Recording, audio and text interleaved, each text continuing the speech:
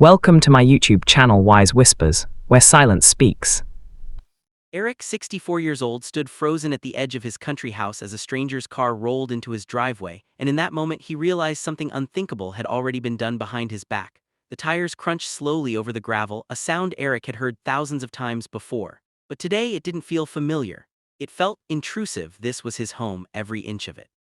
From the old oak tree he planted the day his son was born to the porch he rebuilt twice after storms, this house wasn't just a building. It was his past, his love, his loss. And yet the woman stepping out of the car looked at it like she owned it. Eric narrowed his eyes. Melissa, his daughter-in-law, behind her, stepping out with a satisfied smile, was her mother. Eric walked forward slowly, his heart heavy but his step steady. "Melissa," he called out.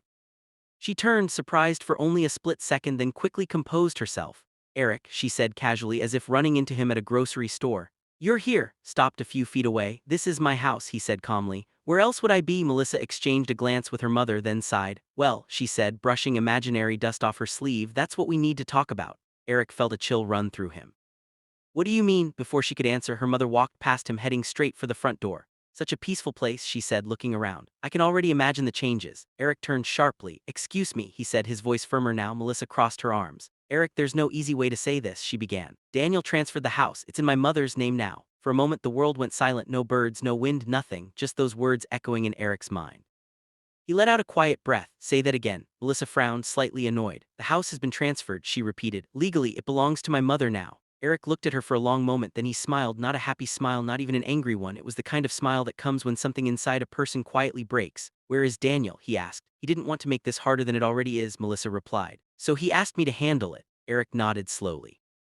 "Of course he did." His eyes drifted toward the house. Memories flooded back. Daniel as a boy, chasing chickens in the yard, laughing as Eric pretended to be angry, his late wife calling them both inside for dinner, the warmth, the love, and now a stranger claiming it all. "I built this house," Eric said softly. Melissa didn't respond. "I worked double shifts for years," he continued. "Missed birthdays, lost sleep, also my family could have this." Her mother finally turned back, impatient.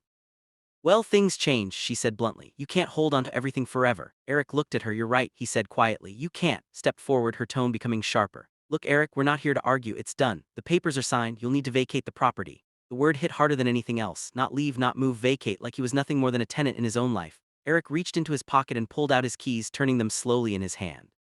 "You've already moved in your plans," he said. "Why not move in your truth too?" Melissa rolled her eyes. "What does that even mean?" Eric didn't answer immediately. Instead, he walked past them, unlocked the front door, and stepped inside. After a brief hesitation, Melissa and her mother followed. The house was quiet, warm, still filled with the scent of old wood and memories. Melissa looked around, already judging. "We'll repaint," she said. "And this furniture has to go." Her mother nodded eagerly.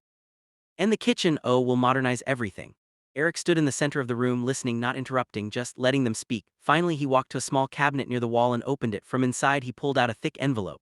"Before you start changing things," he said calmly, "you should probably see this." Melissa frowned. "What is it?" "Proof," Eric replied. She took the envelope and opened it. As she flipped through the documents, her expression slowly shifted, confidence to confusion.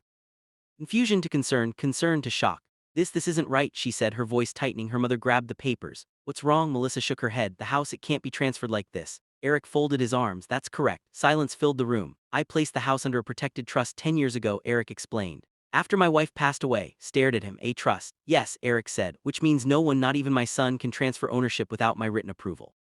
Her mother's face turned pale. "We have signed documents that mean nothing without the proper authority," Eric interrupted gently. Melissa's hands trembled slightly. "You knew," she said, "you knew this would happen." Eric shook his head. He said, "But I knew people can change when money and property get involved." That moment, the front door opened. Daniel stepped inside. His face was pale, his eyes filled with guilt. "Dad," he whispered. Eric looked at him.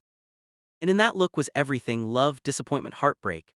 Eric asked softly. Daniel swallowed hard. "I thought it was just a house," he admitted. "Melissa said we could use the money, that you didn't need it anymore." Eric closed his eyes briefly. "When did you stop seeing it as your home?" he asked. Daniel had no answer. "I didn't raise you to take," Eric continued. "I raised you to build." Filled Daniel's eyes. "I made a mistake," he said. "A big one." Eric nodded. He said, "You did."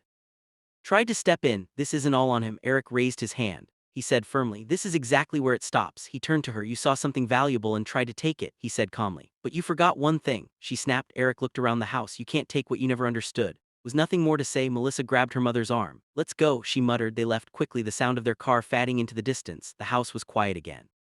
But this time it felt different, not empty, just waiting. Daniel stood there, unsure of what to do. "I'm sorry," he said again. Eric walked past him onto the porch and sat down. After a moment, Daniel followed. I don't expect forgiveness, Daniel said. Eric looked out at the fields. Good, he replied. Because forgiveness isn't something you expect. Was a long pause, then Eric spoke again, but it is something you can earn back slowly. Nodded, wiping his eyes. I'll do whatever it takes. Eric finally looked at him. Start by understanding what this place really is, he said. Days turned into weeks. Daniel stayed, worked, learned not just how to fix fences or paint walls, but how to rebuild something far more fragile: trust.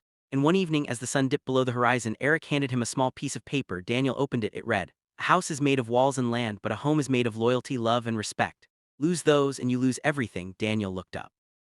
"I won't forget again," he said. Eric gave a small, tired smile. "I hope not." The country house stood strong just as it always had, not because it couldn't be taken, but because it was protected by something far greater than ownership. Moral of the story: greed can make people forget the value of what truly matters, but truth always finds its way back.